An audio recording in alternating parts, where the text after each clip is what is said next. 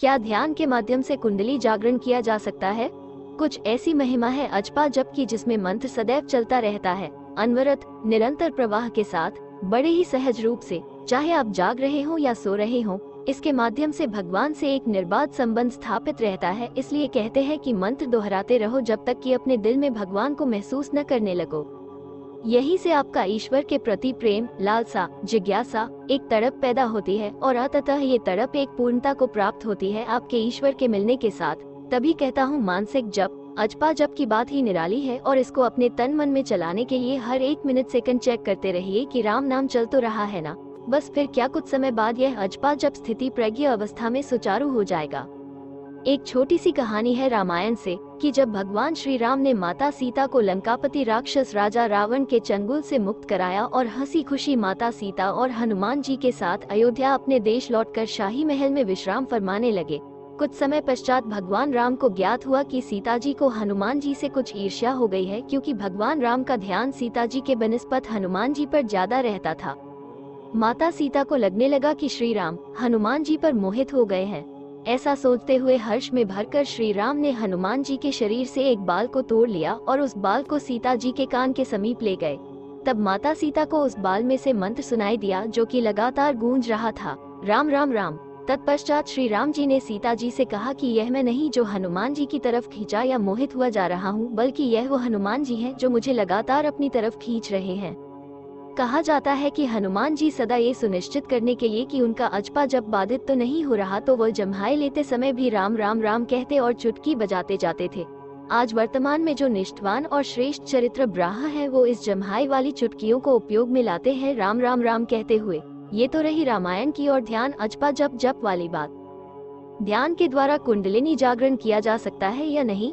देखिए, एक बहुत ही बेसिक बात या भ्रांति हमारे महान भारत देश में कुंडलिनी को लेकर यह फैली हुई है कि केवल जो ध्यान, मेडिटेशन, योग करते हैं, खासकर कुछ स्थान जैसे कि हिमालय की कंदराओं, गुफाओं में या किसी वन, वाटिका, उपवन आदि के नयनाभिरामी आश्रम में, किसी मठ में, मंदिरों में, यानी कि वो सब स्थान जहां हम जैसे आम व्यक्ति को सोचने में कुछ झिझक होने लगती है और फिर यह मन में एहसास घर कर जाता है कि हम लोग इस लायक ही नहीं, नाकाबिल हैं, रोजाना इतने झूठ बोलते हैं, गलत सोचते हैं दूसरों का, मन में टनों मैल भरा होता है, पाप कर्मों में फंसे रहने का एहसास। तो मतलब ये सब बातें एक आम आदमी को इस सबसे अलग थलग कर देती हैं और वह बस या तो घर से मंदिर और मंदिर से घर और या फिर घर में ही पूजा अर्चना के जरिए अपने आप को भगवान से जोड़े हुए रहता है।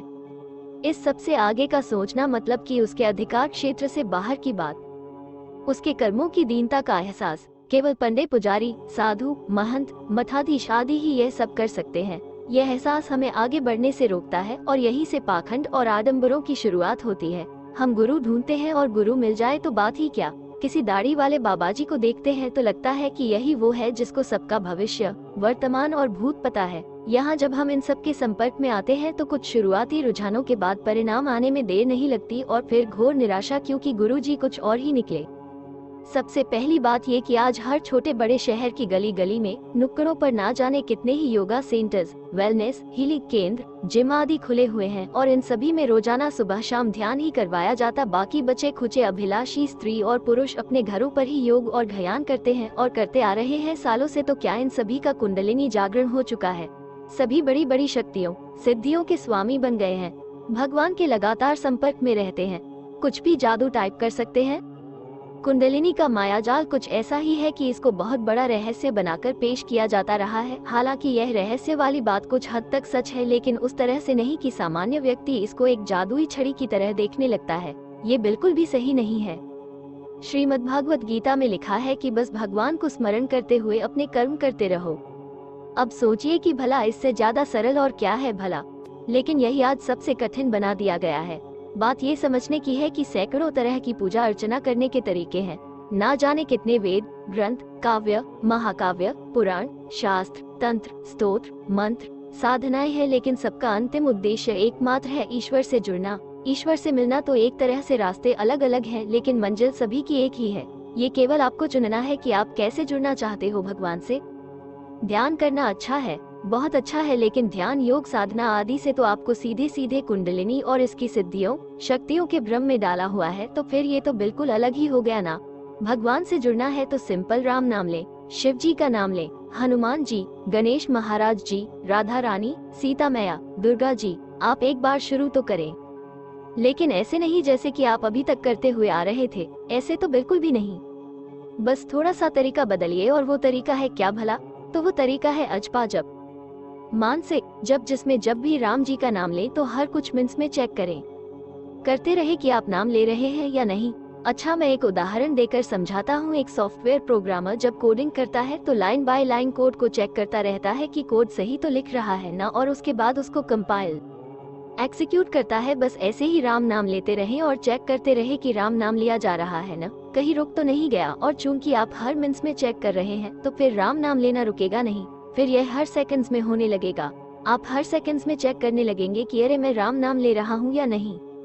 बस फिर क्या यहाँ से आपका ध्यान घटित होने लगेगा, मतलब कि जब आप हर सेकंड्स पर यह चेक करने लगोगे कि राम नाम लिया जा रहा है या नहीं, तो वो सारा समय जो अभी आप अपने भौतिक कर्मों, भौतिक दिनचर्या के प्रोजेक्ट्स, काम धंधे, व्यापार आदि पर से ध्यान हटाकर शिफ्ट कर चुके हो हर उस सेकंड के चेक करने पर। और इसको कहा जाता है शिद्दत, इंटेंसिटी, तीव्रता, चाहत, प्रेम, भावना। और यहाँ से असली कुंडलिनी जागरण शुरू होगा, क्योंकि अब शुरुआत हुई है। पहले आप चेक करेंगे, करते रहेंगे, ध्यान शिफ्ट होकर भौतिक से शून्य की तरफ लगेगा तो शून्य आप में घटित होने लगेगा। आप अब पृथ्वी से थोड़ा ऊपर आ गए हो, गुरुत्वाकर्षण थोड़ा कमजोर होने लगेगा। शून्य यानी कि ब्रह्मांड जब आप में घटित होगा, उसके गुण धर्म आप में उतरेंगे तो कथित कुंडलिनी शक्तियों का एहसास होने लगेगा। शून्य से सूक्ष्म का मिलना होगा, आप बदलने लगोगे, सब कुछ बदल जाएगा जब कुंडलिनी जागरण होगा। संपूर्ण नहीं पर थोड़ा थोड़ा ही सही। आपका ध्यान अर्थात एक आम व्यक्ति का ध्यान और एक योग साधना करने वाले व्यक्ति या योगी के ध्यान में केवल एक अंतर ही है, बस कि वो योगी दंड कर बैठा हुआ है, हठ में धुनी रमाकर जैसे कह रहा हो ईश्वर से कि ये ले भगवान, मैं बैठ गया हूँ बस तेरे ध्यान में, अब केवल और केवल तू ही है। तो आना तो पड़ेगा ही इस योगी से मिलने।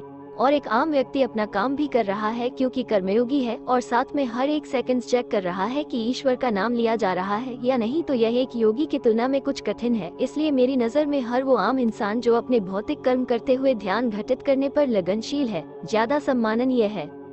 हर एक सेकंड चेक करते रहना है, अजपा जप चलाकर ही दम लेना है।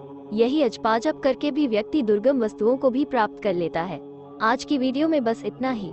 आशा करते हैं आपको हमारी वीडियो अच्छी लगी होगी। जय श्री राम।